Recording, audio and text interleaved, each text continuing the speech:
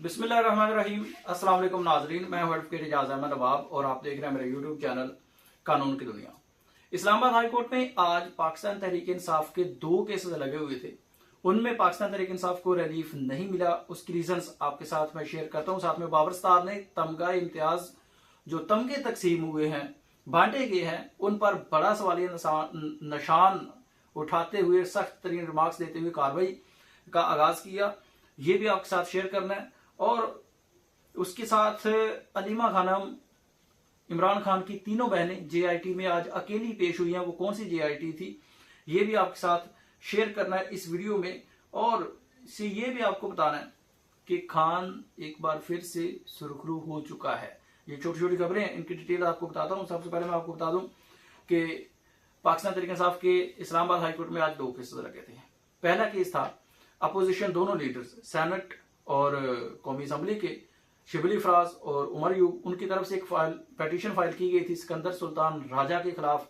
और सिंध और केपीके के 2 मेंबर्स जो हैं वो 26 जनवरी से रिटायर्ड हो चुके हैं सॉरी, उनकी मुद्दत मुलाजमत कंप्लीट हो चुकी है। तो वजीर आजम ने कानून के मुताबिक अब तक नए बंदों को लाने के लिए कोई कमेटी तश्कील नहीं दी, कोई इकदाम नहीं किए। तो उनके जो इकदाम हैं, रिटायर होने वाले को 26 नवंबर के बाद उनको कालादम करार दिया जाए और नई कमेटी बनाने का ऑर्डर किया जाए। लेकिन इस पर हैरान कुन तौर पर पहले नंबर पर आपको बता दूं कि 26 में आईनी तरमीम आने के बाद जो मेन मिशन था, इमरान खान के केसेस पुराने जजेस से सारे के सारे बड़े तरीके से निकाल दिए और ट्रांसफर होकर आने वाले जजेस को दे दिए या फिर नए अपॉइंट होने वाले जजेस को दे दिए। पुराने जजेस किसी के पास भी इमरान खान के केसेस नहीं लगते और जो नए जजेस हैं उनको कोई किसी किस्म की कोई जल्दी नहीं है। वो तो चाहते हैं, क्योंकि वो 26 आईनी तरमीम के मुताबिक आए हैं तो वो वही काम करेंगे 26वीं आईनी तरमीम के पीछे जो मकासद थे। बहरहाल जी, हैरान कुन तौर पर इतना इंपॉर्टेंट केस है, इतना आईनी, वो काजी साहब जो 26वीं आईनी तरमीम के मौजूद हैं, बहुत बड़े, तो उन्होंने वो बार बार कहते थे इलेक्शन कमीशन आईनी इदारा है, इलेक्शन कमीशन आईनी इदारा है। तो इस आईनी इदारे के जो सरबराहान हैं वो रिटायर्ड हो चुके हैं, नए सरबराहान मुकर्रर ही नहीं किए जा रहे, कोई इकदाम ही नहीं किए जा रहे। तो इतना इंपॉर्टेंट केस था, इसको प्री एडमिशन नोटिस किए गए। प्री एडमिशन नोटिस का मतलब होता है कि ये पिटीशन जो आपने फाइल किया ये अभी हम हियरिंग के लिए मंजूर नहीं कर रहे, अभी हमने देखना कि इसको सुनना भी है या नहीं। तो उसके लिए नोटिस करने से पहले, समाअत के लिए मुकर्रर करने से पहले, एडमिट करने से पहले इसको हम दूसरी पार्टी को सुनना चाहते हैं। प्री एडमिशन नोटिस 1 महीने के लिए कर दिए। दूसरा केस था जो जेआईटी सोशल मीडिया पर कैंपेन करने के बारे में जेआईटी बनाई गई है, वो पाकिस्तान तहरीक इंसाफ के लोगों को समन करती है, बुलाती है, उनको बयान रिकॉर्ड करती है। तो उसके खिलाफ पिटीशन फाइल की गई थी वकास अकरम के बाबत। वकास अकरम ने उसकी पिटीशन की थी, लेकिन उसमें भी पाकिस्तान तहरीक इंसाफ को कोई फौरी रिलीफ ना मिला और जेआईटी अपना काम करती रहेगी। इसके बाद इसी जेआईटी में इमरान खान की तीनों बहनें अकेली पेश हुई, ना कोई साथ उनके कोई पार्टी वर्कर, ना वकील, ना उनके साथ यकजहती के लिए, और बिल्कुल तनहा वो तीनों बहनें पेश हो गई। ये वो जेआईटी है जिसमें अलीमा खानम पिछले तारीख पर भी पेश हुई थी। उनको 6 घंटे तफ्तीश उन पर की गई थी और अलीमा खानम ने बताया कि जो मेन मेरे ऊपर जो जिरा होती रही, क्वेश्चन जो होती रही, वो होती रही कि इमरान खान का ट्विटर हैंडल कौन इस्तेमाल कर रहा है, कहाँ से ट्वीट होते हैं और उनको पैगाम कौन पहुंचाता है। और अलीमा खानम ने अपना ये खदशा भी जाहिर किया था कल कि हमें स्टेट के खिलाफ, स्टेट के एंटी स्टेट काम करने के जुर्म में हमें गिरफ्तार करना चाहते हैं और जेआईटी का ये मकसद है। ये अलीमा खानम ने बताया था। उस जेआईटी में आज अलीमा खानम के अपनी दोनों बहनों के साथ पेश हुई थी, अकेली पार्टी रहनुमाओं के बगैर।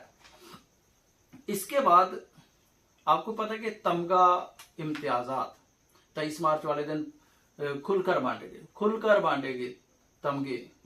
भुट्टो को भी दे दिया गया, जुल्फकार अली भुट्टो को तमगा दे दिया गया।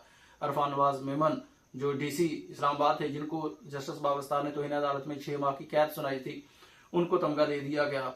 उसके बाद इम्तियाज स्टोर के मालिक को तमगा दे दिया गया। उमर जहूर को जो तोशाखाना केस का मेन किरदार है उसको तमगा दे दिया गया। उसके बाद बेशुमार नाम है ऐसे, साफी जो सारे आप जानते हैं। अब इन तमगों की तकसीम में जस्टिस बाबर सतार ने एक अहम तरीन रिमार्क्स दिए। एक तौहीन अदालत का केस था।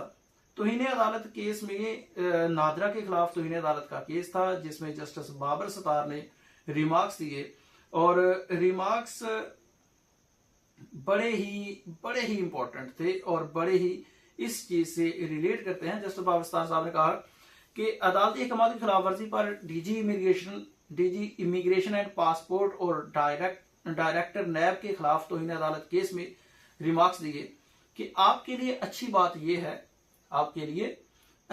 यह है कि अगर अदालत से पेनल्टी लग गई तो फिर मेडल भी मिलता है।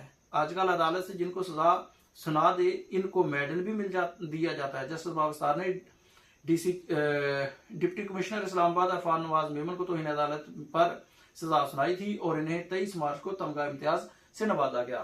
तो एक ये बड़ी सिचुएशन सूरत हाल बनी थी कि अरफान नवाज मेमन डिप्टी कमिश्नर को डीसी इस्लामाबाद को तौहीन अदालत में सजा सुनाई थी 6 माह की, लेकिन 23 मार्च को सजा याफ्ता भी वो उनकी सजा मुअत्तल हुई है, अभी कालअदम नहीं हुई, लेकिन उन सजा याफ्ता को तमगा इम्तियाज दे दिया गया 23 मार्च को। तो बाबर सतार साहब ने इस पर ये दिलचस्प रिमार्क्स दिए। उसके बाद अगली बात यह थी कि खान एक बार फिर से सुरखरू हो चुका है और सुरखरू हुआ है, यानी कि जो पाकिस्तान तहरीक इंसाफ पर करप्शन के सबसे बड़े इल्जाम थे वो अब धुल गए हैं। पाकिस्तान तहरीक इंसाफ को क्लियर करार दिया गया है हुकूमत की तरफ से। आप हैरान होंगे, बीआरटी जो बसेज हैं, जो परवेज खटक पर और उनकी टीम पर जो सबसे बड़ा इल्जाम था कि जो बीआरटी बसेज उसमें इन्होंने करप्शन की है, आज वो करप्शन के इल्जाम नैब ने कानूनी मुशावरत करने के बाद वो इंक्वायरी बंद कर दी है और कहा है कि करप्शन साबित नहीं हुई। इसका मतलब है कि पाकिस्तान तहरीक इंसाफ ने करप्शन नहीं की। इसका मतलब है कि जिसे अल्लाह रखे उसे कौन चखे। इसका यह मतलब है कि परवेज खट्टक को लेके आए थे इमरान खान के खिलाफ इस्तेमाल करने के लिए, जबकि परवेज खट्टक को लाकर भी इमरान खान के हक में ही इस्तेमाल कर गए और पाकिस्तान तहरीक इंसाफ को, इमरान खान को करप्शन से पाक करार दिया गया। दूसरी तरफ मुराद रास जो वज़ीर तालीम हुआ करते थे पाकिस्तान तहरीक इंसाफ के दौर में, मुराद रास को 9 मई का मेन किरदार कहा गया था। 27 कालें उनकी जिम्मे डाली गई थी और सारी की सारी जिम्मेदारी 9 मई की उन पर डाली गई थी कि ये बड़ा ही मेन किरदार था और उनके खिलाफ फॉरेन फंडिंग की इंक्वायरी चल रही थी। आज वो भी बंद हो गई कि कुछ साबित नहीं हुआ। इसका मतलब वहां से भी पाकिस्तान तहरीक इंसाफ को बड़ा रिलीफ मिला। पाकिस्तान तहरीक इंसाफ साबित हुआ कि कोई करप्शन, कोई फॉरेन फंडिंग कुछ भी नहीं हुआ। सबसे इंपॉर्टेंट खबर यह है कि काले डाले ने आज बड़ा कमाल किया, बहुत कमाल किया। वो ये कि कल रात को इस्लामाबाद से सहाफी वहीद मुराद को उठा लिया गया।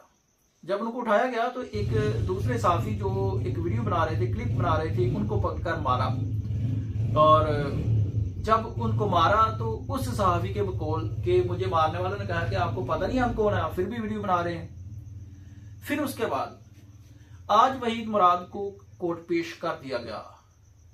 वहीद मुराद को कोर्ट पेश कर दिया गया, लेकिन कोर्ट पेश होने से पहले क्योंकि पता नहीं था कि वो किधर है किधर नहीं है, थाने वालों ने एप्लीकेशन नहीं ली, अगवा की FIR दर्ज करने से इनकार कर दिया।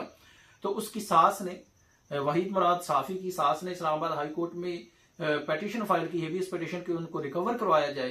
तो वो पिटीशन टुडे के लिए फिक्स नहीं हुई, आज के लिए समाअत के लिए फिक्स नहीं हुई थी। अब उसके बाद साफी साहब को, वहीद मुराद साहब को पेश कर दिया गया अदालत में।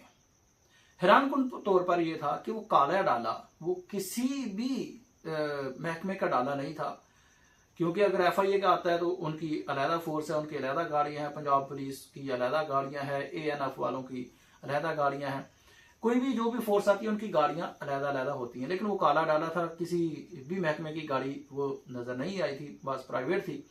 हैरानकुन तौर पर जिन लोगों ने साफी वहीद मुराद को लेकर आए वो भी प्राइवेट कपड़ों में अदालत में पेश कर रहे हैं और प्राइवेट कपड़ों में लेकर आ रहे हैं। ये एक बड़ी ही हैरानकुन बात थी।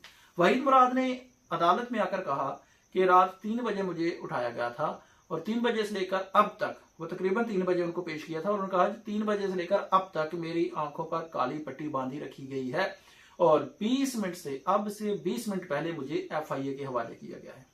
अब आगे FIA वालों ने 2 रोजा उनका रिमांड लिया है। लेकिन ये पहली बार हुआ है कि किसी मुल्ज़म को प्राइवेट कपड़ों वालों लोगों ने अदालत में पेश किया है और प्राइवेट अदालत में पेश किया है।